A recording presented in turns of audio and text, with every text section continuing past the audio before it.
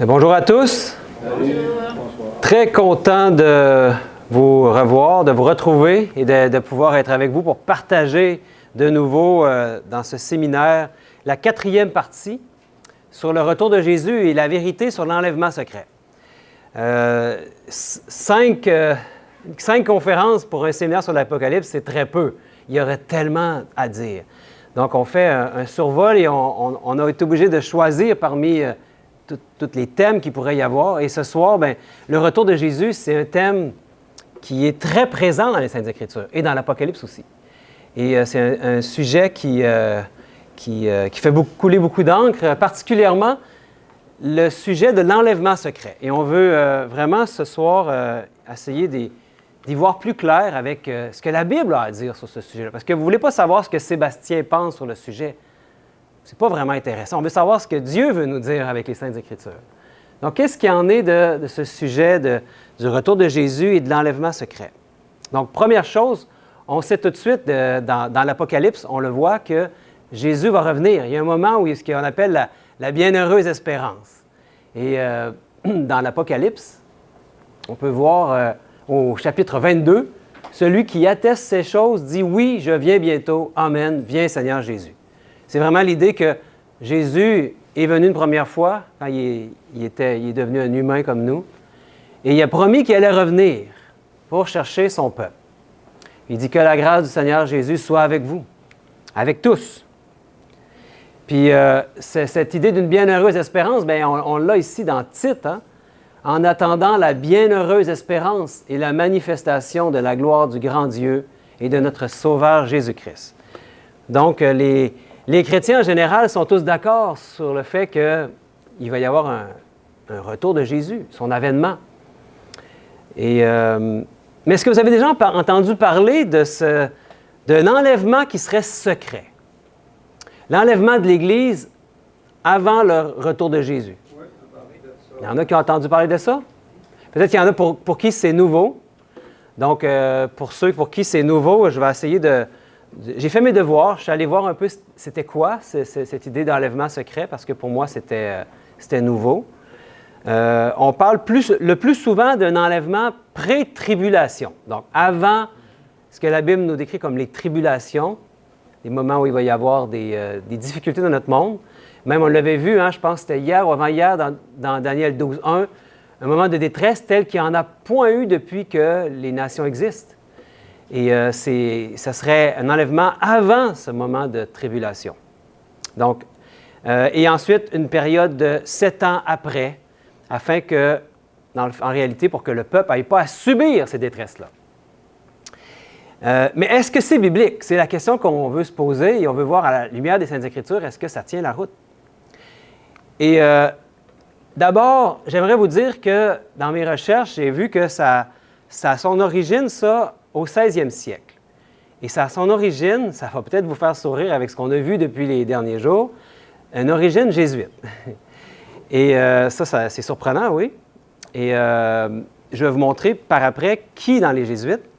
Mais ça a été repris ensuite, parce que les jésuites, vous avez dit qu'ils avaient été mis sur pied pour contrer la réforme protestante, avec Luther, entre autres, et d'autres réformateurs, il y en a eu plusieurs.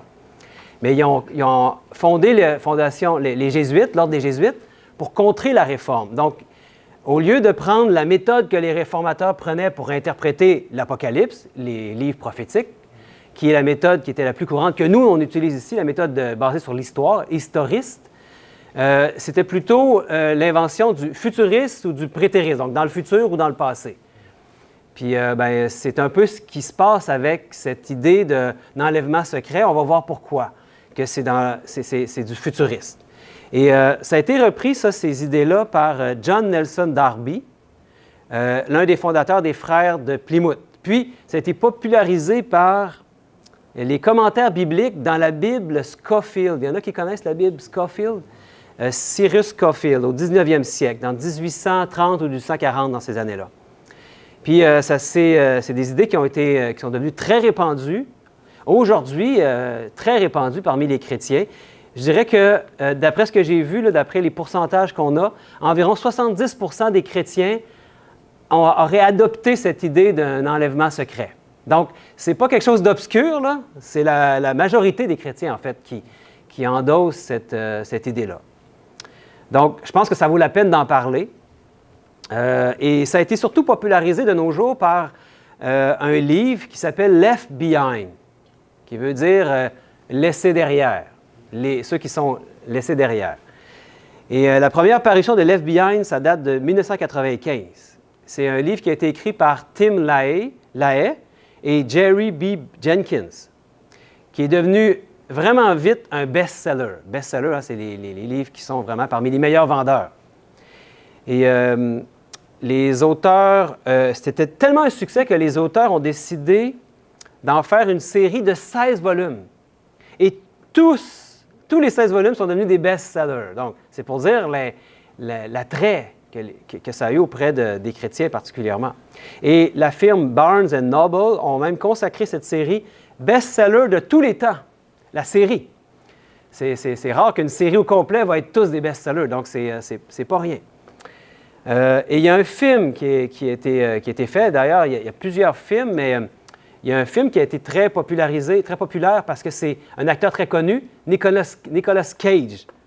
Peut-être que vous connaissez cet acteur, Nicolas Cage, qui a joué dans ce film-là, qui était l'acteur principal. Donc, ce film-là est venu encore plus mousser, populariser la théorie. Et, donc, la théologie fondamentale de la série, et donc de la série et de ce film et de toute cette idée-là, c'est que, premièrement, tous les chrétiens authentiques disparaissent, enlevés soudainement de la terre pour aller au ciel. C'est tellement ancré dans certains endroits du monde, surtout aux États-Unis, que c'est pour cette raison-là, nous disent-ils, qu'il y a 2 pilotes dans les avions. Parce que s'il y en a un qui se fait enlever, ça en prend un deuxième pour piloter. Vous l'avez entendu, celle-là? Oui. Donc, à cet événement succède une période de tribulation de 7 années. Donc, il y a son Église qui est enlevée, secrètement, et ensuite, il y a 7 années de tribulation qui s'abat sur ceux qui sont laissés derrière. Ça, c'est les left behind. Puis là, bien, je vous dis un peu le synopsis là, du film. Là. C'est qu'il y a un homme bien, de l'idée de ce concept-là, un homme perfide à l'apparence de monsieur gentil, mais qui est en réalité l'homme du péché, c'est-à-dire l'Antéchrist, qui se dresse rapidement pour rétablir l'ordre au sein du chaos. Parce que là, après que les gens sont partis, il y a un certain chaos qui s'installe. C'est les années de tribulation qui commencent. Et tandis que se poursuit la saga, de nouveaux croyants ayant accepté Jésus-Christ après cet événement-là, démasquent l'Antéchrist et deviennent ainsi la force de tribulation contre l'homme de l'enfer.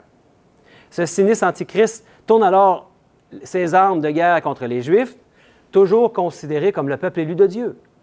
À la fin de la tribulation, le drame atteint son apogée dans le retour visible de Jésus qui vainc l'Antéchrist et son réseau mondial de partisans.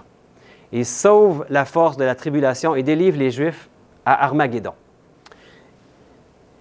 Donc, ça vient on nous parle d'une semaine à la fin, après l'enlèvement, qu'il y aurait une semaine à la fin.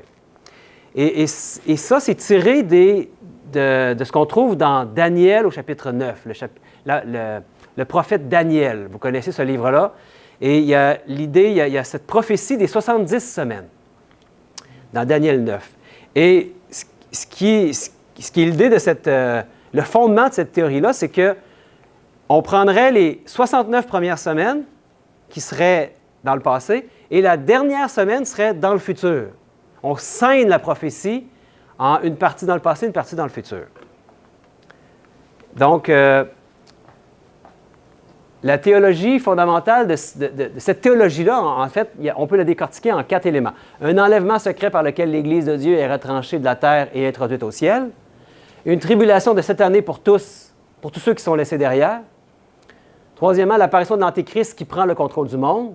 Et une bataille finale entre l'Antéchrist et les Juifs qui sont délivrés à Armageddon. Donc, l'enlèvement secret, c'est la pierre angulaire de cette école théologique-là, si on veut, cette idée-là. C'est connu sous le nom de dispensationalisme. Un beau grand mot, hein? Ça veut dire quoi? Ça veut dire qu'il y aurait une dispensation pour les Juifs puis une dispensation pour les chrétiens. Donc, tout ce qui se serait passé jusqu'à Jésus, c'est pour les Juifs. Puis, à partir de la Pentecôte jusqu'à l'enlèvement secret, c'est la dispensation des chrétiens. Mais c'est pour ça qu'après, il y a une période de 7 ans. C'est-à-dire que les Juifs, la dispensation des Juifs recommence à partir de l'enlèvement secret. Et cette partie-là, c'est pour les Juifs. Bon, c'est ce que j'ai compris dans cette idée-là de dispensationalisme. Donc, ça se base sur les promesses que Dieu a faites à la nation d'Israël dans l'Ancien Testament, sur le fait qu'ils seraient toujours intacts. Mais ils ne pourront s'accomplir littéralement qu'après la fin de la dispensation présente de l'Église. Cette ère de l'Église, ayant débuté à la Pentecôte, se poursuivra jusqu'à l'enlèvement, selon cette théorie-là, lorsque le Christ reviendra secrètement pour ramener son Église au ciel. Et quand tout sera fini, Dieu pourra alors tenir sa promesse envers les Juifs. Bon, c'est l'idée. Ce qu'on a vu depuis les 2 premières conférences, on avait vu que les Jésuites avaient une influence, avaient amené beaucoup de choses qu'on a vues nous venaient des Jésuites pour contrer la Réforme. Ils ont encore une influence aujourd'hui sur le monde. Et on avait vu qu'ils avaient infiltré la plupart des grandes organisations de ce monde. Et pourquoi je parle des Jésuites, pour ceux qui n'étaient pas là les premiers soirs? D'ailleurs, je vous invite, parce que c'est enregistré, ceux qui sont sur YouTube et qui arrivent à cette présentation-là, je vous recommande d'aller voir les 3 premières. Ça va nous aider à comprendre pourquoi on parle des Jésuites. Les Jésuites, ce sont le bras armé, on va dire. Ils ne sont pas armés vraiment, mais spirituellement, ils essayent d'infiltrer le monde au nom de la papauté. On avait identifié que la bête de l'Apocalypse était cette petite corne, et cette bête qui monte de la mer, c'était la même entité, c'était le système papal. Donc, les Jésuites font tout ce qu'ils peuvent pour essayer d'amener des théories pour éviter de regarder à la papauté, que les prophéties ne se tournent pas vers la papauté, mais se tournent vers d'autres éléments qui sont dans le futur, etc. Donc, on veut comprendre pourquoi. Pourquoi que ça se produit, pourquoi il a amené cette idée-là. En fait, c'est pour empêcher d'identifier la bête qu'on a étudiée pendant ces conférences. Et un des personnages qui était des savants ou des grands théologiens des Jésuites, il s'appelle Francisco Ribera. C'est lui qui a amené cette idée-là de futurisme, qui a échafaudé un peu cette idée de dispensationalisme. Bon, comme on l'avait dit, les protestants avaient majoritairement, eux, plutôt l'interprétation historiste qui pointait vers la papauté. Ils avaient identifié la papauté comme l'Antéchrist. Et les Jésuites, eux, faisaient tout ce qu'ils pouvaient pour amener d'autres idées, d'autres théories pour qu'on ne regarde pas à la papauté comme étant l'Antéchrist. Donc, il faut savoir que c'est d'inspiration jésuite. Donc, on ne va pas tout analyser les points qu'on a vus là, dans ce qu'on a vu ici, mais on va se concentrer sur le premier point. Ça serait beaucoup trop long de tout analyser cette idée-là, mais déjà, le premier point, on va voir, est-ce que ça tient la route dans la Bible? Est-ce qu'il y a des éléments qui nous montrent que ça n'a pas sa place et c'est même dangereux de penser ces choses-là? Donc, l'enlèvement secret par lequel l'Église de Dieu est retranchée et de la terre et introduite au ciel. On va essayer de voir ce qu'il en est de ça. Et vous savez, c'est quoi le texte qui est le plus souvent utilisé pour parler de l'enlèvement de l'Église?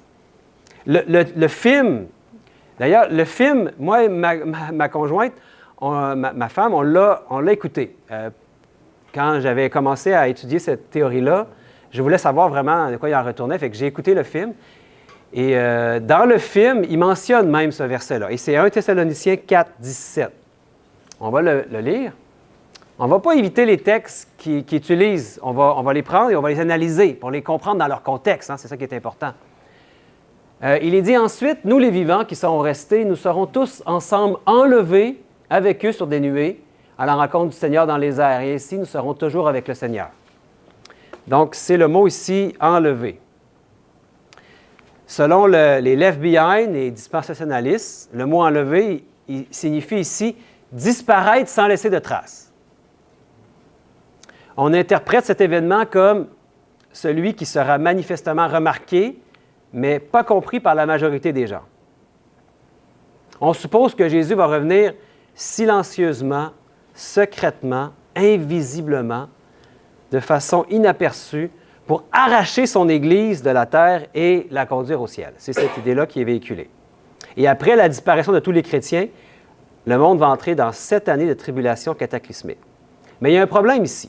Et il faut voir le contexte dans lequel Paul nous dit ce verset 17. On ne peut pas prendre, on m'a souvent dit, un texte hors de son contexte est un prétexte. On peut en faire un prétexte si on ne regarde pas tout le chapitre ou tout le livre, ou en tout cas au moins les versets avant et après. Ça nous aide à comprendre le contexte.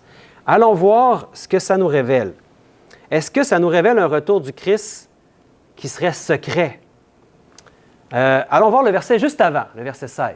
« Car le Seigneur lui-même a un signal donné, à la voix d'un archange et au son de la trompette de Dieu, descendra du ciel et les morts en Christ ressusciteront premièrement. » Et ensuite, on a le verset qui nous dit que les vivants qui seront restés seront tous ensemble enlevés avec eux sur les nuées à la rencontre du Seigneur dans les airs, comme on l'a lu. Hein? Et donc, quel est le contexte juste avant? Nous dit clairement que le Christ, avec un cri de commandement, avec la voix d'un archange, avec le son de la trompette de Dieu, va descendre du ciel. Ça va être son retour. Assurément, cette description ne peut indiquer le secret, ni le silence, mais plutôt l'exposition et le bruit. C'est quelque chose qui va être visible. Et que dit le verset juste avant, le verset 15? On va comme à rebours, hein? On va voir le contexte. Voici en effet ce que nous vous déclarons d'après la parole du Seigneur. Nous, les vivants restés pour l'avènement du Seigneur, nous ne devancerons pas ceux qui sont morts. Parce qu'on pourrait se dire, ouais, mais on ne parle pas du même événement, là. On parle de l'enlèvement de l'Église, puis l'avènement, mais ici, il nous parle de l'avènement. Donc, c'est ce qui nous parle après, là, c'est le contexte immédiat. Il n'y a pas de doute. Et qu'est-ce que ça veut dire, l'avènement? Si vous allez voir si vous faites une recherche pour voir c'est quoi le mot grec qui est utilisé, c'est le mot parousia. Le mot parousia, ça vous évoque quoi? Il y a un mot en français qu'on dit, hein, la parousie. Vous avez entendu parler de la parousie? C'est le terme grec qui est utilisé, ça signifie l'avènement du Seigneur. La fin du monde, hein, c'est ce qu'on associe avec la fin du monde. Et d'autres textes de la Bible ont le même mot, parousia. Il faudra aller voir qu'est-ce qu'ils nous disent pour comprendre cet événement-là, parce qu'ils nous parlent de l'avènement du Seigneur. Si on comprend les autres endroits où ils utilisent le même mot, ça va nous aider à comprendre de quelle manière l'Église est enlevée. Est-ce que c'est secret ou non? C'est ce qu'on veut savoir. Donc, ce terme-là est utilisé également dans Matthieu 24, au verset 27. On va voir comment il est décrit, ce retour-là de Jésus. Ça dit « Car comme l'éclair part de l'Orient et se monte jusqu'en Occident, ainsi sera l'avènement, parousia, du Fils de l'homme. » C'est le même mot qui est utilisé que dans 1 Thessaloniciens, où on nous dit que l'Église va être enlevée secrètement. Mais est-ce que c'est quelque chose de secret ici? Ça nous dit comme l'éclair part de l'Orient et l'Occident. C'est quelque chose qui est visible. Quand il y a un éclair là, qui traverse le ciel, est-ce que c'est secret? C'est-à-dire, tout le monde le voit. C'est un événement qui ne peut pas passer inaperçu. Donc, on devrait se poser la question de ce qui a motivé la révélation de Paul aux Thessaloniciens. Et là, on doit aller voir encore un petit peu avant Thessaloniciens, ce qu'on a vu, puis un petit peu après, aller voir les contextes autour. Ça serait une bonne manière d'étudier la Bible, d'aller voir le contexte avant et après, encore un peu plus loin. Parce qu'en réalité, les Thessaloniciens, ils étaient affligés. Savez-vous qu'est-ce qui les affligeait? Ils étaient affligés au sujet de ceux qui étaient morts. Parce que parmi eux, il y en avait qui étaient morts. Ceux qui sont endormis en ayant la connaissance de Jésus-Christ. Et ils se demandaient, mais qu'est-ce qui va leur arriver à eux? Donc, le but de Paul, dans ce passage, c'est de leur apprendre que les morts en Christ ne seraient nullement désavantagés par rapport aux vivants lors de la parousie, lors de l'avènement du Seigneur. Bon, il écrit dans les versets juste avant. Là, on remonte un petit peu avant encore. Ici, 13 à 15. « Nous ne voulons pas, frères, il parle aux Thessaloniciens, que vous soyez dans l'ignorance au sujet de ceux qui dorment. » Ceux qui dorment, c'est ceux qui sont morts. « Afin que vous ne vous affligiez pas comme les autres qui n'ont point d'espérance. Car si nous croyons que Jésus est mort et qu'il est ressuscité, croyons aussi que Dieu ramènera par Jésus et avec lui ceux qui sont morts. Voici en effet ce que nous vous déclarons d'après la parole du Seigneur. Nous, les vivants, restés pour l'avènement du Seigneur, nous ne devancerons pas ceux qui sont morts. » Intéressant, vous ne trouvez pas? Et après, là, il y a ce qui suit, ce qu'on a déjà lu, hein? Car le Seigneur lui-même a le signal donné à la voix d'un archange, au son de la trompette. Et là, ça nous dit qu'ils vont être tous enlevés, ensemble enlevés. Ensemble, ça veut dire les morts et les vivants. Intéressant, vous ne trouvez pas? Quand on regarde le contexte. Et ensuite, il nous dit « Consolez-vous donc les uns les autres par ces paroles ». Le puissant motif de consolation pour les Thessaloniciens qui s'affligeaient au sujet de la mort, c'est « Consolez-vous donc les uns les autres par ces paroles ». Donc, il leur dit ça pour les encourager, pour les consoler. Cependant, la doctrine de Scofield, c'est lui qui a plus poussé ça sur l'enlèvement secret, n'insiste pas sur la résurrection des morts. Si vous allez voir cette doctrine-là de Scofield, il ne parle pas de la résurrection des morts. C'est comme un peu... c'est un sujet qui est comme... qui vient mettre un peu du sable dans l'engrenage, parce que ça ne marcherait plus pour l'événement secret s'il y avait des morts qui sortent des tombeaux. Il n'y a plus rien de secret, là. Comprenez-vous? On peut difficilement voir comment ça pourrait passer inaperçu. Et autre chose, c'est que le sens est tordu quand ça dit « consolez-vous ». Il prétend que Paul enseignait ainsi que l'enlèvement aurait lieu avant la tribulation. Puis la consolation, il dit que on se console de ne pas avoir à subir les tribulations. Mais on comprend très bien ici que ce n'est pas de ça qui console les Thessaloniciens. C'est parce qu'ils s'affligeaient que les morts, qu'est-ce qui aurait arrivé avec les morts? Qu'est-ce qui serait arrivé avec les morts? Puis là, on comprend que les morts et les vivants, ils ne sont pas avantagés, les vivants, sur les morts, parce que les morts vont se réveiller quand Jésus revient. Au son de la trompette, ça va être un son qui va réveiller les morts en Christ. Je ne parle pas de toutes les morts qui sont morts depuis le début de l'humanité, je parle de ceux qui sont endormis avec l'espérance, cette bienheureuse espérance que Jésus était en eux. Et que dit la suite du discours de Paul? Là, on va aller voir au chapitre suivant, mais vous savez, quand vous lisez chapitres 4 et 5, c'est un même discours de Paul. Tu sais, les chapitres ont été mis par après. Hein? Donc, le chapitre 5, au verset 3, c'est juste 3 versets plus loin. Il est dit, « Quand les hommes diront paix et sûreté, alors une ruine soudaine les surprendra, comme les douleurs de l'enfantement surprennent la femme enceinte, et ils n'échapperont point. » Très intéressant ici ce que Paul nous dit. Loin d'enseigner que ceux qui ne seront pas enlevés par l'enlèvement secret seront introduits dans une tribulation s'étalant sur une période de 7 ans, Paul précise plutôt que ceux qui ne seront pas enlevés expérimenteront quoi? Une ruine soudaine qui va les surprendre. Le retour de Jésus va les surprendre et ils n'échapperont point. Donc, il n'y a pas cette idée de 7 ans de tribulation après. Ça, c'est du futuriste, de prendre une semaine des 70 et de la mettre dans le futur, après le retour de Jésus. C'est d'inspiration jésuite, mes amis. Et en réalité, ils ne vont pas échapper. Ça va être la destruction pour eux, ceux qui vont pas être enlevés à ce moment-là. Et ça veut dire qu'il n'y aura pas de deuxième chance. Et c'est dangereux, cette idée-là de deuxième chance. Parce qu'il y en a aujourd'hui qui se disent « Ah, ben écoute, là, moi, je continue ma vie comme de rien n'était, puis de toute manière, si c'est vrai là, que l'Église est enlevée, là, je vais avoir une autre chance après. » Comprenez-vous le drame? Un grand danger. On a une vie, on a une chance. En fait, Dieu nous donne toutes les chances. Parce que pendant notre vie, je pense qu'il n'y a pas une journée qui passe qui n'essaie pas de nous attirer vers lui. Jésus dit, quand je vais être élevé, quand je vais être au ciel, quand je vais attirer tous les hommes et toutes les femmes à moi. C'est comme un aimant, Jésus. Il attire. Puis ceux qui ne seront pas au ciel à la fin, ça va être par leur propre faute, parce qu'ils ne se seront pas laissés attirer par Jésus. Ce n'est pas du côté de Dieu le problème, c'est du côté des humains. Donc, dispensationalistes, juifs et chrétiens, avec ce qu'on vient de voir, en tout cas, c'est boiteux. Il faut continuer à voir qu'est-ce qu'il y en est. J'ai encore beaucoup de choses à vous dire par rapport à ce sujet-là. Mais regardons un peu plus qu'est-ce qu'il y en est de ces 70 semaines. Que la dernière semaine serait dans le futur. Il y a un sérieux problème à faire cette chose-là. Et on va voir des textes. D'ailleurs, d'abord, allons voir ce qui nous est dit dans cette prophétie de Daniel 9. On ne va pas toute la lire, mais allons voir quelques versets qui nous dit « 70 semaines ont été fixées sur ton peuple et sur ta ville sainte. » 70 semaines au niveau prophétique, pour ceux qui étaient là le premier soir, on avait vu qu'est-ce que ça voulait dire, hein? Un jour pour un an.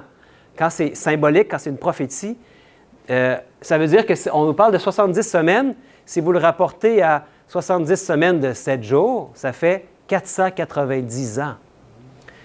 Et cette prophétie-là s'est accomplie. Et ici, bien, ça dit que c'est une période de 70 ans, de 490 ans, qui est fixée sur ton peuple. C'est le peuple de qui? C'est qui parle? C'est Daniel. Et l'ange lui dit à Daniel, ton peuple, donc c'est le peuple d'Israël, n'est-ce pas? Il y a un temps fixé pour le peuple d'Israël. Et vous savez, c'est cette période de 70 semaines ou 490 ans qui a un début. Il avait été révélé à Daniel que depuis le décret de reconstruire Jérusalem, en 457, on trouve ça dans Esdras au chapitre 7, c'est le 3e décret, celui d'Artaxerxès, qui a été efficace. Les 2 autres d'avant n'avaient pas amené la reconstruction de Jérusalem, mais il avait été prophétisé qu'après une période de 7 semaines, il y aurait la reconstruction, et ça s'est produit en 408 avant Jésus-Christ. Et quand on calcule les 69 premières semaines, arrivait au baptême de Jésus. Exactement. Et la dernière semaine, ici, ça nous dit qu'à la milieu de la semaine, qu'est-ce qui va arriver? Il dit, oups. Hop, je me suis trompé ici. OK. Et il fera une solide alliance avec plusieurs pour une semaine. Et durant la moitié de la semaine, il fera cesser le sacrifice et l'offrande. Donc, qu'est-ce qui se passe au milieu de la semaine? Il va faire une solide alliance pour une semaine et durant la moitié de la semaine, il va faire cesser le sacrifice et l'offrande. Qu'est-ce qui s'est passé? Quand est-ce que le sacrifice et l'offrande ont cessé?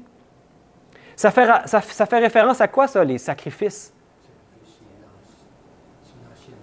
C'est dans le sanctuaire, dans ce qui était le type que Jésus est venu accomplir, parce que Jésus, c'était lui le grand prêtre, c'était lui aussi l'agneau, c'était lui le sacrifice qui devait mourir. Et qu'est-ce qui est arrivé avec le message que Dieu a donné pour les sacrifices? Est-ce qu'ils ont cessé? Dans Marc, on voit, mais Jésus, ayant poussé un grand cri, c'est quand il meurt sur la croix, expira. Le voile du temple se déchira en 2, depuis le haut jusqu'en bas. Le centenier qui était en face de Jésus, voyant qu'il avait expiré de la sorte, dit « Assurément, cet homme était le Fils de Dieu. » Il y a un événement surnaturel qui s'est produit à la moitié de la semaine. Quand Jésus est mort sur la croix, Dieu a voulu montrer que les sacrifices s'étaient accomplis. Jésus était l'agneau de Dieu qui devait mourir. Étudiez le sanctuaire, mes amis. C'est un moyen pédagogique que Dieu nous a donné pour comprendre le plan du salut en Jésus-Christ. Et à la milieu de la semaine, Jésus, quand il est mort, bien, Dieu a déchiré le voile du temple. Le temple, c'était là qu'il y avait le grand prêtre qui allait, qui officiait, qui amenait le sang des animaux qui représentait le sang de Jésus. Jésus, maintenant qu'il est mort, il n'y a plus besoin de sacrifice des animaux. Parce qu'il est le sacrifice une fois pour toutes, n'est-ce pas? Et là, le voile du temple s'est déchiré. Du haut jusqu'en bas, voulant dire que c'est Dieu qui l'a fait. C'est un voile qui était très haut, hein? Je pense que c'était 10 pieds de haut, si je me rappelle bien, et ça a été déchiré. Et ça l'a saisi, tous les gens qui officiaient au temple. On avait bien compris que c'était ce qui se passait ici, en réalité. Au printemps 31, crucifixion de Jésus, 3 ans et demi après le baptême de Jésus, exactement, il y a eu la crucifixion de Jésus qui arrivait au milieu de la semaine. Donc, on ne peut pas prendre cette semaine-là et la mettre à la fin parce qu'on perd toute la typologie que Dieu voulait nous enseigner par rapport au sanctuaire, au sacrifice, à son baptême, son onction, sa résurrection. Et là, il y a un événement qui se passe 3 ans et demi après. Vous voyez ici, lapidation d'Étienne. Vous savez qu'Étienne est accusé de blasphème 3 ans et demi après la mort de Jésus. Et on le trouve ça dans les Actes des Apôtres. Et il fait un discours pour sa défense. Est-ce que ça vous dit quelque chose pour ceux qui connaissent les Saintes Écritures? Il les a brassés pas mal, hein? Et vous savez, il commence à leur parler. Les Juifs aimaient ça quand on parlait de leur histoire. Ils étaient très fiers de leur histoire. Et là, Étienne prend la peine, il sait qu'il va se faire lapider, fait qu'il prend la peine de leur parler. Et il leur raconte ici. Homme au cou raide. Là, c'est à la fin de son discours. Il commence à être un peu plus raide avec eux. Il dit « incirconcis de cœur et d'oreille ». Oh, il n'a pas dû aimer ça se faire dire ça. Hein? Vous vous opposez toujours au Saint-Esprit. Ce que vos pères ont été, vous l'êtes aussi. Lequel des prophètes vos pères n'ont-ils pas persécuté? Ils ont tué ceux qui annonçaient d'avance la venue du juste, que vous l'avez livré maintenant et dont vous avez été les meurtriers. Vous qui avez reçu la loi d'après les commandements d'anges, des commandements d'anges et qui ne l'avez point gardé. En entendant ces paroles, ils étaient furieux dans leur cœur et ils grinçaient des dents contre lui. Ils étaient fâchés contre lui. Mais qu'est-ce qui arrive avec Étienne? Mais Étienne, rempli du Saint-Esprit et fixant les regards vers le ciel, vit la gloire de Dieu et Jésus debout à la droite de Dieu. Et il dit, « Voici, je vois les cieux ouverts et le Fils de l'homme debout à la droite de Dieu. » Ils poussèrent alors de grands cris en se bouchant les oreilles, et ils se précipitèrent tous ensemble sur lui, le traînèrent hors de la ville et le lapidèrent. Étienne est lapidé, puis quand ils sont tellement furieux contre lui, puis qu'ils regardent le ciel, Dieu lui donne une vision de ce qui se passe au ciel. Et qu'est-ce qu'il voit? Il voit debout, à la droite de Dieu, ça veut dire qu'il y a Dieu qui est sur son trône, puis quand le Fils de Dieu est debout, à côté, ça signifie un jugement. Le fait qu'il soit debout, c'est un jugement. C'est un jugement contre qui, mes amis? Ce qui avait été prophétisé longtemps d'avance par l'ange qui avait donné à Gabriel la vision, l'ange Gabriel qui avait donné à Daniel la vision des 70 semaines.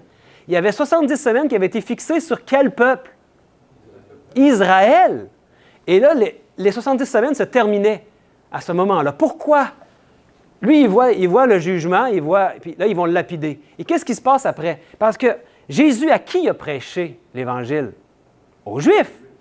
Il est allé un petit peu en Samarie, mais c'était comme un peu... Hein, il n'est pas allé en Grèce, il n'est pas allé dans d'autres parties où Paul est allé par après. Il s'est concentré sur les Juifs. Et remarquez que pendant les 3 premières années et demie, où ce que l'Évangile a commencé à être donné par les disciples de Jésus, les apôtres, est-ce qu'ils sont sortis de la prédication aux Juifs? Non. L'Évangile a été prêché pendant ces 7 années-là aux Juifs. Parce que c'était encore le temps des Juifs. C'était encore il y avait encore un temps de probation pour les Juifs. Il y avait 490 ans qui avaient été donnés pour eux. Et à partir du moment où l'Étienne a été lapidé, si vous continuez à lire dans les Actes des Apôtres, vous allez voir que c'est à ce moment-là que l'Évangile a pu se répandre partout. Parce que là, les chrétiens se sont dispersés. Ça a donné un coup dur à ceux qui étaient à Jérusalem. Parce que Étienne était un homme de Dieu. Et là, il a été lapidé, puis les chrétiens commencé à se disperser, se sont sauvés, sont partis de Jérusalem, parce qu'ils avaient peur de mourir, peut-être. Et là, ça a fait en sorte que l'Évangile, ils l'ont emmené partout où ils sont allés. Et ça s'est répandu. Et c'est juste après ça que Paul a été suscité. Hein? Et là, Paul, lui, a eu le mandat d'être l'apôtre des non-juifs, des païens. Et là, Pierre a eu sa vision. Il est allé vers Corneille. Puis là, il a compris qu'on pouvait prêcher l'Évangile aux non-juifs. Donc, le peuple d'Israël avait cessé d'être le peuple élu de Dieu. Et là, je parle en tant que nation, hein, pas en tant qu'individu. Parce qu'en tant qu'individu, les Juifs, comme nous tous, peuvent accepter Jésus-Christ. Donc, si vous lisez Acte 8.1, le prochain après, le verset, vous allez le voir, la dispersion. Et ces 490 semaines-là, ces 70 semaines-là se sont déjà accomplies. C'est dans le passé, mes amis. C'est très important de le comprendre que c'est dans le passé. Puis ça nous aide à comprendre ce qui s'est passé avec Jésus, qui a accompli ce qui avait été prophétisé. Ce n'est pas dans le futur. Et Pierre avait fait une remarque intéressante que Jésus lui avait répondu. Oups, ici j'avais mis ça. Ah, je pense que je ne l'ai pas ici. Je l'ai vu ici, je me suis trompé d'endroit. Oui, ici. Alors Pierre s'approcha de Jésus et lui demanda, « Seigneur, si mon frère se rend coupable à mon égard, combien de fois devrais-je lui pardonner? Irai-je jusqu'à 7 fois? » Non, lui répondit Jésus, « Je ne te dis pas d'aller jusqu'à 7 fois, mais jusqu'à 70 fois 7 fois. » Il est en train de parler du temps de probation pour les Juifs. C'est ceux qui connaissaient la prophétie des 70 semaines, des 490 ans, pouvaient comprendre ici. Donc, on pardonne Pierre pensait, lui, qu'en disant 7 fois, il en donnait beaucoup, tu sais, qu'on pourrait pardonner jusqu'à 7 fois. Ça veut dire, hey, je suis vraiment bon de pardonner 7 fois parce que c'était pas ça qui était la coutume. Hein? Je pense que c'était 3 fois. On ne pardonnait pas au-delà de ça. Mais Jésus vient de leur dire, il est en train de leur prophétiser que le peuple juif, Dieu a été patient avec eux, mais il y a un temps, il y a une limite au pardon de Dieu. Le peuple juif était tellement rendu loin de Dieu, il était tellement dans le légalisme qu'il y a eu une fin à ce peuple-là. Et ça avait été prophétisé. Et c'est l'accomplissement de la prophétie. Donc, on va aller un petit peu plus loin ici. Oui, bien, c'est lui qui a amené ça. Hein? Je pense qu'on le sait. Puis, il y a eu un jugement contre le peuple de Dieu à la fin de la dernière semaine. Les chrétiens, ce sont eux maintenant l'Israël spirituel. Et si vous avez un doute là-dessus, je vous invite vraiment à faire des plans pour être là demain. Parce que demain, on va voir des textes, on va prendre du temps pour ça. On va parler des 144 000. Plusieurs pensent que les 144 000, ce sont les Juifs. Puis on va voir qu'il y a un gros problème avec ça. Et ça va faire du sens pour vous demain.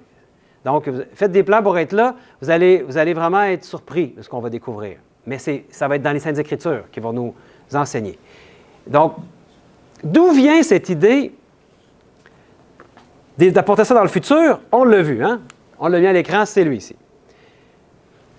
Donc, on doit faire une étude attentive de 1 Thessaloniciens 4 et 5, comme on l'a vu ce soir, nous révèle clairement que la seconde venue de Jésus ne consiste pas en un rapt secret, un enlèvement secret menant à une tribulation de cette année. Elle est plutôt le retour visible, audible et glorieux de Jésus. À la venue du Seigneur, les saints ressusciteront des morts et avec les saints vivants. Quand je dis les saints, là, ce n'est pas des gens qui sont déjà au ciel, hein, on est appelés à être les saints. Les rachetés de tous les âges qui vont rencontrer le Seigneur dans les airs.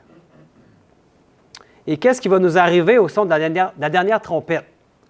Dans 1 Corinthiens, on le voit. Ce que je dis, frères, c'est que la chair et le sang ne peuvent hériter le royaume de Dieu et que la corruption n'hérite pas l'incorruptibilité. Voici, je vous dis un mystère. Nous ne mourrons pas tous, mais tous nous serons changés. Il y en a qui ne mourront pas parce qu'il y en a qui vont être vivants autour de Jésus. Mais tous, on va être changés. Les morts qui ressuscitent, les vivants, on va être changés en un instant, en un clin d'œil. Ça veut dire que Dieu va prononcer une parole par un miracle. Il va faire de nous quoi? Il va nous rendre avec un corps incorruptible. Les morts ressusciteront incorruptibles. On ne peut plus se corrompre. On va arrêter de vieillir, on va avoir un corps glorieux. Et nous serons changés. Car il faut que ce corps corruptible revête l'incorruptibilité et que ce corps mortel revête l'immortalité. Il va nous donner le corps qu'on aurait toujours dû avoir depuis qu'Adam et Ève a été créés. Il a été créé avec un corps comme ça. Et que verrons-nous juste avant le retour de Jésus? Ça va être comme au temps de Noé et de Lot. Puis on va le voir dans Luc 17. Ce qui arriva du temps de Noé arrivera de même au jour du Fils de l'homme. Les hommes mangeaient, buvaient, se mariaient leurs enfants jusqu'au jour où Noé entra dans l'arche. Le déluge vint et les fit tous périr. Ce qui arriva du temps de Lot arrivera pareillement. Les hommes mangeaient, buvaient, achetaient, vendaient, plantaient, bâtissaient, mais le jour où Lot sortit de Sodome, une pluie de feu et de soufre tomba du ciel et les fit tous périr. Il en sera de même au jour où le Fils de l'homme paraîtra. Les hommes et les femmes seront surpris parce qu'ils n'auront pas veillé, n'auront pas connu ou reconnu les signes de l'avènement de Jésus. Si c'est la même chose qui va arriver que dans le temps de Lot, ça veut dire Sodome et Gomorrhe a été détruit. Quand Sodome et Gomorrhe a été détruit, est-ce qu'il y avait encore de la vie à Sodome et Gomorrhe? Non, ça a été détruit. Sodome et Gomorrhe, le feu a tombé du ciel et les fit tous périr. Bien, c'est ce qui va arriver quand le retour de Jésus, parce qu'il dit de même, hein? La même chose. Comme quand Noé est arrivé, quand ceux qui ne sont pas rentrés dans l'arche, qu'est-ce qui est arrivé? Ils ont péri avec le déluge. Et pourquoi ça serait différent quand Jésus va revenir? Il n'y aura pas de cette temps de tribulation après. La tribulation, on va le voir, on va passer au travers, mes amis. Et Dieu va nous protéger, on va le voir. Donc, on veut comprendre un autre passage qui est souvent utilisé par ceux qui avaient cette idée de dispensationaliste. Et c'est cette idée ici dans Matthieu 24. Car dans les jours qui précédèrent le déluge, les hommes mangeaient et buvaient, se mariaient leurs enfants, jusqu'au jour où Noé entra dans l'arche. Ils ne se doutèrent de rien, jusqu'à ce que les déluges vinrent et les emporta tous. Il en sera de même à l'avènement du Fils de l'homme. Alors, de deux hommes qui seront dans un champ, l'un sera pris et l'autre laissé. De deux femmes qui moudront à la meule, l'une sera prise et l'autre laissée. Veillez donc, puisque vous ne savez pas quel jour votre Seigneur viendra. Donc, les hommes mangeaient et buvaient, c'est ce qu'on voit, hein, comme on a vu un peu avant. Jésus cite ces deux actions, manger et boire, parce que tout le monde pratique ça, c'est comme par nécessité, c'est quelque chose de... Ça veut dire quelque chose qui est courant, qui est comme, que tout le monde fait. Ça indique bien que les antidiluviens étaient comme impliqués dans un genre de laisser-aller général. Tout le monde faisait comme, on dit en anglais, « business as usual hein, », les affaires comme d'habitude. Bien, il va en être de même à l'avènement du Fils de l'homme, dit Jésus. Les gens ne se douteront de rien. Ils n'auront pas tenu compte des avertissements, ils n'auront pas vu les signes aller, que les chrétiens vont avoir compris s'ils veillent. Chacun va vaquer à ses occupations, les hommes au champ, les femmes à la meule. Puis c'est par la suite d'images comme de paraboles que Jésus tente de rendre l'individu plus responsable. Le jugement tient compte de la situation véritable. Ce n'est pas la collectivité, la nation, l'Église ou la famille qui va être jugée, mais l'individu. Chacun est jugé individuellement. Fait que de deux personnes, un peut être sauvé, l'autre non.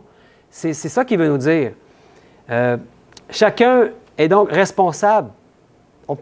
Personne ne peut s'appuyer sur la direction prise par les pères de l'Église, par exemple, ou par un pasteur, ou par un chef, ou par une foule.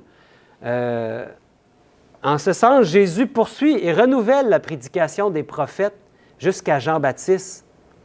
Prédication qui avait pour but d'amener les Israélites à ne pas se contenter d'être les fils d'Abraham. Parce que pour eux, les Juifs, ils étaient tellement convaincus d'être sauvés parce qu'ils étaient les fils d'Abraham. C'est comme si Dieu était obligé, parce qu'il était la semence d'Abraham, de les sauver.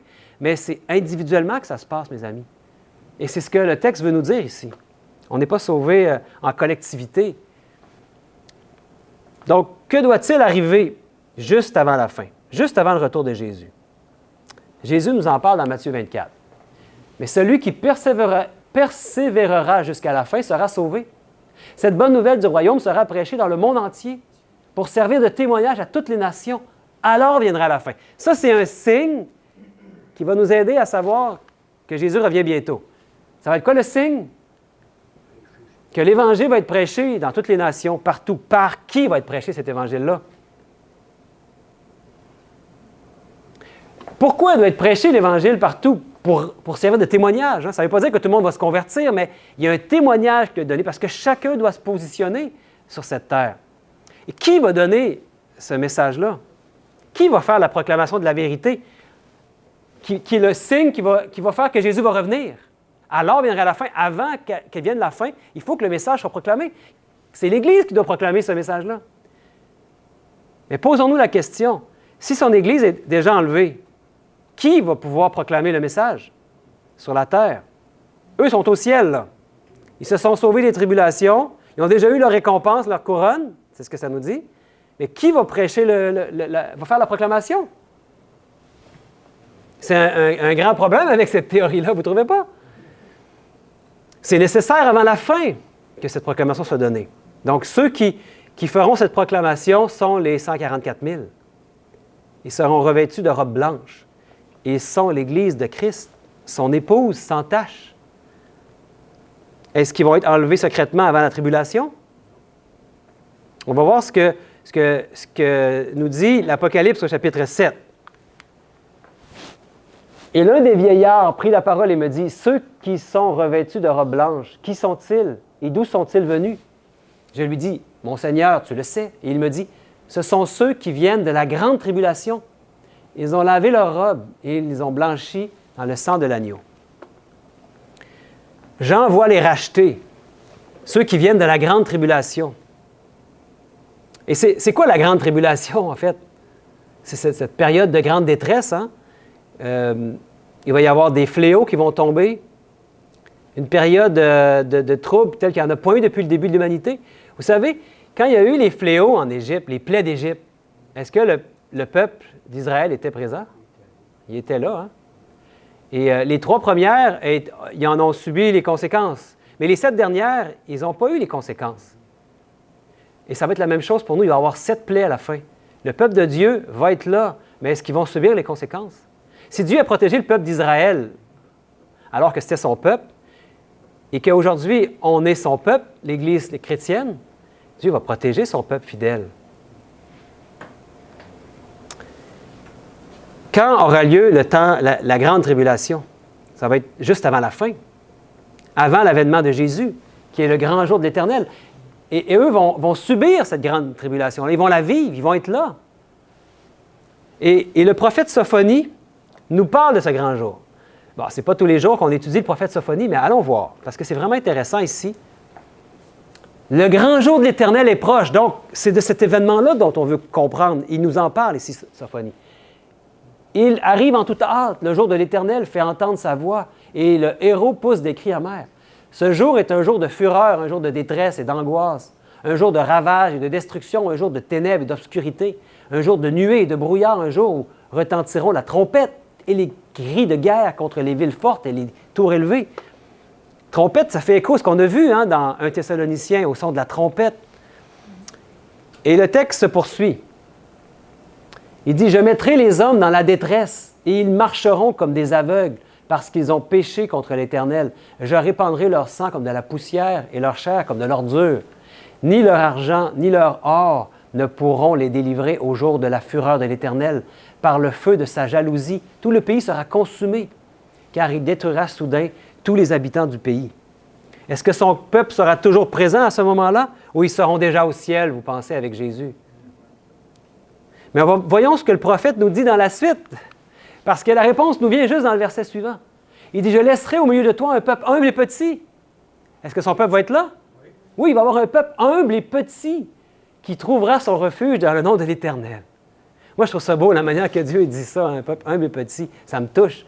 Il dit « En ce temps-là, dans quel temps? » Bien, dans le temps du grand jour de l'Éternel, le jour où son Fils revient avec la trompette. Hein? On le sait que c'est l'avènement de Jésus, c'est avec la trompette. Puis il dit quoi? En ce temps-là, je vous ramènerai. En ce temps-là, je vous rassemblerai. Il rassemble qui? Son peuple, son petit peuple, humble et petit, qui est partout sur cette terre, de tout peuple, toute langue, toute nation, toute tribu. C'est ce que nous dit le premier message du premier ange d'Apocalypse 14. « Car je ferai de vous un sujet de gloire et de louange parmi tous les peuples de la terre, quand je ramènerai vos captifs sous vos yeux, dit l'Éternel. » Très clair ce texte, hein? Donc, on ne peut pas prendre juste quelques textes hors contexte puis éviter les autres textes qui nous disent complètement autre chose. Il faut prendre le temps d'analyser. Et comment est-ce qu'on va être à l'avènement de Christ? Comment serons-nous à l'avènement de Christ? 1 Pierre et 1 Jean. Et maintenant, petits enfants, demeurez en lui afin que, lorsqu'il paraîtra, le retour de Jésus, nous ayons de l'assurance et qu'à son avènement, nous ne soyons pas confus et éloignés de lui. Afin que l'épreuve de votre foi, plus précieuse que l'or périssable, qui cependant a été éprouvée par le feu, ait pour résultat la louange, la gloire et l'honneur lorsque Jésus-Christ apparaîtra. Nous ne serons pas confus à l'avènement. C'est donc dire que si on n'est pas confus à l'avènement, ça veut dire qu'on va être présent. Vous êtes d'accord? C'est la logique toute simple. On ne sera pas déjà au ciel si on n'est pas confus. On est présent. On ne sera pas déjà enlevé. Et l'épreuve que nous traverserons fera grandir notre foi jusqu'à la maturité de Christ. Il dit, ayez les mêmes sentiments qui étaient en Christ. C'est ça l'épreuve par le feu. Ça veut dire les épreuves, ça veut dire que ça va faire grandir notre foi. Le feu est là pour nous faire grandir. C'est ce genre d'épreuve-là. Ça va avoir comme résultat la louange et la gloire et l'honneur lorsque Christ va apparaître. C'est ce qui va paraître. Qui était vraiment fidèle à Dieu? Qui est-ce qui ont été avec ce qui est écrit dans les Saintes Écritures? Au lieu de suivre un homme, on suit Dieu qui veut nous enseigner lui-même. Et il dit, dans 1 Timothée, Paul dit, « Je te recommande devant Dieu, qui donne la vie à toutes choses, et devant Jésus-Christ, qui fit une belle confession devant Ponce Pilate, de garder le commandement et de vivre sans tache, sans reproche, jusqu'à l'apparition de notre Seigneur Jésus-Christ. » Il nous exhorte à être victorieux. Et lorsque le souverain pasteur paraîtra, vous obtiendrez la couronne incorruptible de gloire. Le souverain pasteur, vous savez, c'est qui, hein? C'est Jésus-Christ. Donc, on va être présent au retour de Jésus. Est-ce qu'on va être présent? Amen. Oui, amen. Et nous vivrons sans tâche. Si vous voulez en savoir plus sur cet élément-là de vivre sans tâche, c'est quand on va parler des 144 000. Demain, ne manquez pas ça, je vous le dis. Ça va être saisissant ce qu'on va découvrir.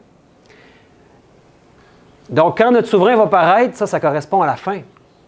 C'est là qu'on va recevoir une couronne de gloire. Mais l'idée du dispensationalisme, c'est que quand l'Église chrétienne est enlevée au ciel, c'est là qu'on leur donne leur couronne. Mais ils n'ont pas été éprouvés par le feu.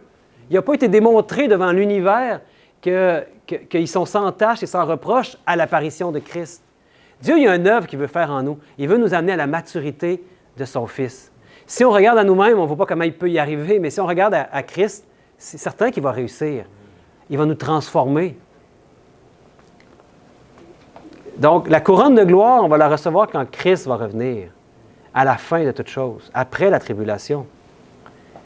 Il est dit dans 2 Timothée, « Je t'en conjure devant Dieu, devant Jésus-Christ, qui doit juger les vivants et les morts, et au nom de son apparition et de son royaume, prêche la parole, insiste en toute occasion, favorable ou non, reprend, censure, exhorte, avec toute douceur et en instruisant. Car il viendra un temps où les hommes ne supporteront pas la saine doctrine, mais ayant la démangeaison d'entendre des choses agréables, ils se donneront une foule de docteurs, selon leurs propres désirs, détourneront l'oreille de la vérité, ils se tourneront vers les fables. Mais toi, mon frère, toi, ma sœur, sois sobre en toutes choses, supporte les souffrances. Fais l'œuvre d'un évangéliste, remplis bien ton ministère.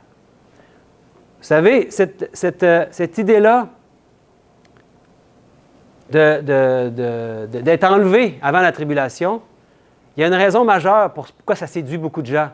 Vous le savez pourquoi, hein? Mais parce que ici, il dit « supporte les souffrances ».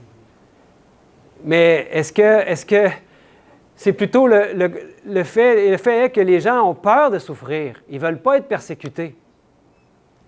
Et donc, d'être enlevé avant que l'état de trouble arrive, bien, ça séduit beaucoup de gens parce qu'on ne veut pas souffrir. Dieu, est-ce qu'il va nous enlever de ces temps difficiles? Non, on va être au milieu, un petit peuple humble et petit, qui dit Sophonie, mais on va être présent dans la grande tribulation. La séduction de l'ennemi est forte, hein? Ils vont être bien déçus, les gens qui attendent l'enlèvement secret. Parce que quand va arriver la tribulation, est-ce qu'ils vont s'être préparés? Non, le problème, c'est ça, c'est que l'ennemi, il ne veut pas qu'ils se préparent. Écoute, tu as juste à croire en Jésus, on est bon, on est fin, on aime Jésus, on aime tout le monde. On ne laisse pas Jésus vraiment préparer notre cœur à ce qui s'en vient. Et là, quand arrive la tribulation, bien, on est complètement surpris. Puis là, on ne comprend pas pourquoi on n'est pas été enlevé. Ça va être une grande déception. Et il y en a plusieurs qui vont perdre confiance en Dieu. Et malheureusement, il n'y aura pas de deuxième chance. Donc, ce n'est pas biblique, mes amis. Paul affirme que les véritables chrétiens vont être persécutés. On le sait pourtant. Ceux qui enseignent cette théorie-là, ils doivent le savoir. Et ça va servir de témoignage, comme au Moyen Âge. Hein? Quelle persécution n'ai-je pas supportée? Et le Seigneur m'a délivré de toutes. Or, tous ceux qui veulent vivre pieusement en Jésus-Christ seront persécutés. Est-ce que vous voulez vivre pieusement en Jésus-Christ? Vous allez être persécutés.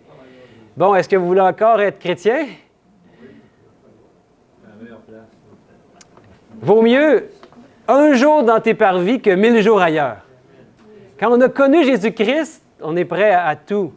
Et vous savez, moi je pense qu'il y a eu, au fil du Moyen Âge, au cours du Moyen Âge, il y a eu beaucoup de persécutions très dures, même des tortures, des choses très difficiles, des bûchers, des gens qui mouraient brûlés vifs.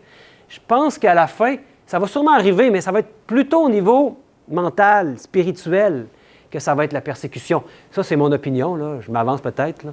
Mais je pense que c'est peut-être même plus difficile, la torture mentale, parce que quand les gens ont l'air d'être tous contre nous, puis qu'on se fait traiter de nom, on se fait insulter, parce qu'on est un petit nombre, justement, à croire certaines choses qui semblent bibliques. Pourtant, l'ennemi va mettre du doute dans notre esprit. On va penser qu'on est dans l'erreur. Et pourtant, on va regarder les Saintes Écritures, puis ça va être la vérité qui est là. Et Dieu va nous aider à passer au travers de ça. Et cette persécution-là va être très présente. Mais Dieu va nous protéger. Il va nous donner la force de passer au travers de tous ces événements-là. Et que nous dit Apocalypse 14, 12? On l'a vu, je pense, hier. Hein? Ah, je pense que je ne l'ai pas mis ici. Non, je ne l'ai pas mis. Mais vous savez, ça dit, c'est ici la persévérance des saints. Ceux qui gardent les commandements de Dieu, qui ont la foi de Jésus. Donc, c'est la persévérance des saints. Et que va-t-il se passer pour son peuple au son de la dernière trompette? Alors le signe du Fils de l'homme paraîtra dans le ciel. Toutes les tribus de la terre se lamenteront. Et elles verront le Fils de l'homme venant sur les nuées du ciel avec puissance et une grande gloire. Il enverra ses anges avec la trompette retentissante, et ils rassembleront ses élus des 4 vents, depuis une extrémité des cieux jusqu'à l'autre. Quel événement glorieux! Oui, les élus seront bel et bien présents pendant le temps de tribulation. Puis ça va être comme des flambeaux dans un monde qui périt. Puis ils vont servir de témoignage à toutes les nations. Ils seront debout lorsque Jésus reviendra sur des nuées d'anges et au son de la trompette retentissante. Il va bien y avoir un enlèvement. Ça, c'est biblique, il va y avoir un enlèvement. Son peuple va être enlevé, mais ça ne sera pas en secret. Ce sera un événement puissant et glorieux. Et ça va être la fin après. Un événement impossible à manquer. Même que Jésus nous dit, « Car comme l'éclair part de l'Orient et se monte jusqu'en Occident, ainsi sera l'avènement du Fils de l'homme. » On ne pourra pas manquer cet événement-là. Et il dit aussi dans l'Apocalypse, ce qui est révélé à Jean, « Voici, il vient avec les nuées et tout œil le verra, même ceux qui l'ont percé. Et toutes les tribus de la terre se lamenteront à cause de lui. » Oui, parce que ceux qui l'ont percé vont ressusciter pour ceux qui ont percé Jésus, vont pouvoir voir celui c'est eux qui l'ont mis à mort, vont pouvoir voir Jésus revenir. Et ensuite, ils vont mourir de nouveau, hein, parce qu'ils sont déjà morts. Ils vont les ressusciter puis ils vont mourir de nouveau. C'est un peu spécial ce qui va se passer là pour eux, mais tout œil va le voir. Tous les gens qui vont être sur cette terre vivants ne pourront pas manquer cet événement-là.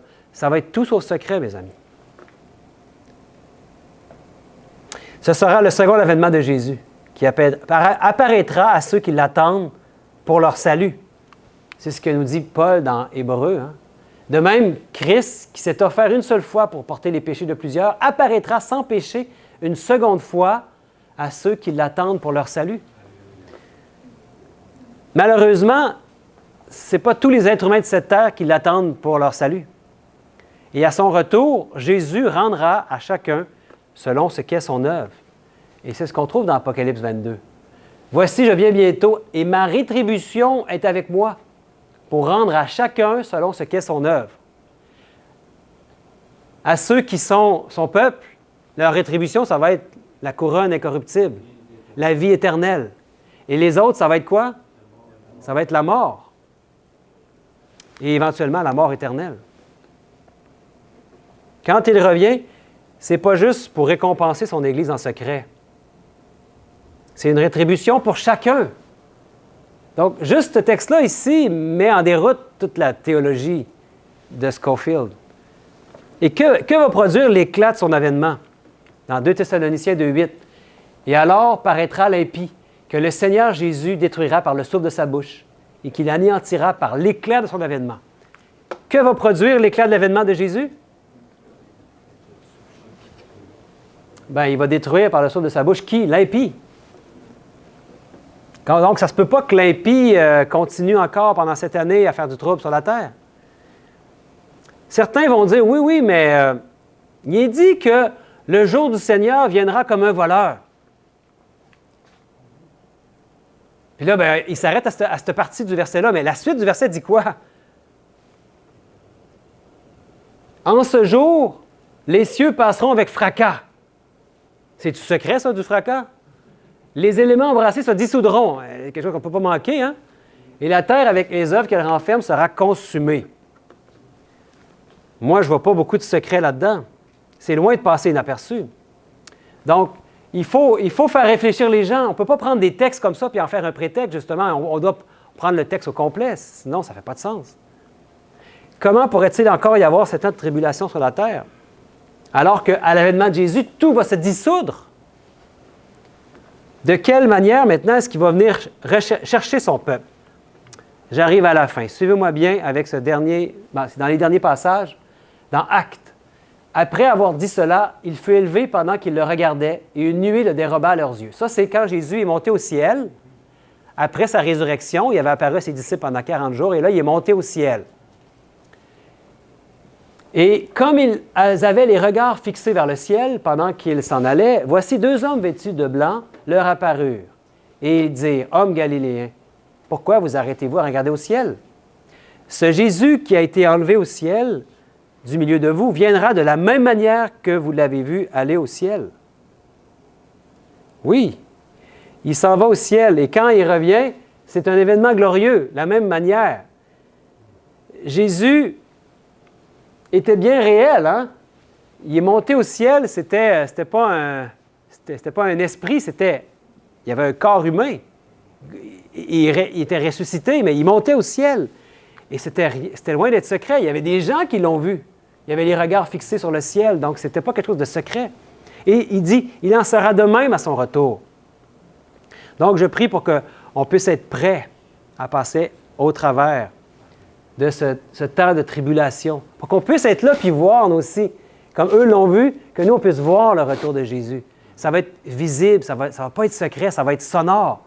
Ça va être la fin de toute chose sur cette terre.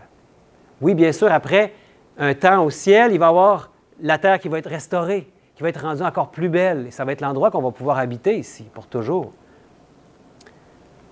Donc, puissions-nous être prêts à passer au travers de ce temps de tribulation qui va s'abattre dans le monde. Et vous savez, je voulais vous laisser avec quelque chose d'encourageant, parce que Jésus a prié son Père pour nous. Et c'est le dernier verset pour aujourd'hui, c'est dans Jean 17, 15. Il dit, « Je ne te prie pas de les ôter du monde, mais de les préserver du mal. » Donc, Dieu va nous préserver du mal. Dieu est assez puissant pour protéger son peuple. Pour ceux qui lisent les Saintes Écritures, on a tellement de preuves de ça partout dans les Saintes Écritures que Dieu, on est ce qu'il y a de plus précieux pour lui. On est comme la prunelle de ses yeux. Il va protéger son peuple. Et il ne va rien qui lui arriver qu'il n'est pas capable de supporter. Et ça va être un témoignage très puissant pour toutes les nations. Donc, que Dieu nous aide, mon Dieu. Mon Dieu, aide-nous.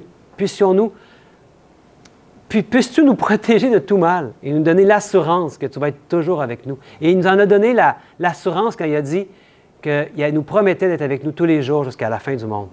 Et ça comprend le temps de détresse. Il va être avec nous. Il ne va pas cesser d'être là avec nous. Donc, voulez-vous prier avec moi pour demander à Dieu qu'il nous prépare pour ce temps de détresse? C'est maintenant qu'on doit se préparer, qu'on doit être en règle avec Dieu, qu'on doit avoir une relation avec lui qui est très forte, qu'on puisse entendre sa voix, puis qui nous protège, et il va le faire, il l'a promis. Voulez-vous qu'on prie ensemble?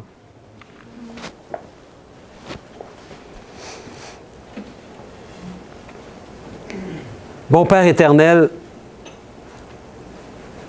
merci d'avoir fait en sorte que nous puissions aller jusqu'au bout de cette étude. Et quand on regarde à ce livre merveilleux que tu nous as donné, ta parole, la Bible, nous sommes bien dirigés par toi. Quand nous sommes des étudiants qui demandons la puissance de ton esprit pour bien comprendre, nous ne voulons pas être séduits et trompés par l'ennemi, bon Père. Merci pour les Saintes Écritures qui nous aident, qui nous protègent, qui nous aident à comprendre et à démasquer les séductions de l'ennemi. Bon Père, on voit bien qu'on a seulement une chance. Il n'y aura pas une deuxième chance après un enlèvement secret. C'est maintenant qu'on doit se préparer. C'est maintenant qu'on doit se mettre en ordre avec toi et entendre ta voix dans notre esprit, dans notre cœur. Bon Père, tu as des choses merveilleuses que tu veux faire avec ton peuple. Ce peuple que tu dis être un peuple humble et petit, mais qui va bientôt proclamer un message avec beaucoup de force dans ce monde. Personne ne va pouvoir en être indifférent. Chacun va devoir se positionner. Mon Dieu, que nous puissions tous être présents pour cette proclamation au monde, parce que c'est un grand bonheur de pouvoir être des instruments à ton service. C'est un privilège que tu nous donnes, mon Dieu. Et on te prie qu'on puisse en être digne et que tu nous protèges de tout mal. Même s'il y a des persécutions qui sont devant nous, on sait que tu vas nous donner la force de passer au travers, parce que tu es un Dieu grand, un Dieu bon, un Dieu puissant. Et on met toute notre confiance en toi et on te prie au nom et par les mérites de Jésus-Christ, notre seul Sauveur. Amen. Amen.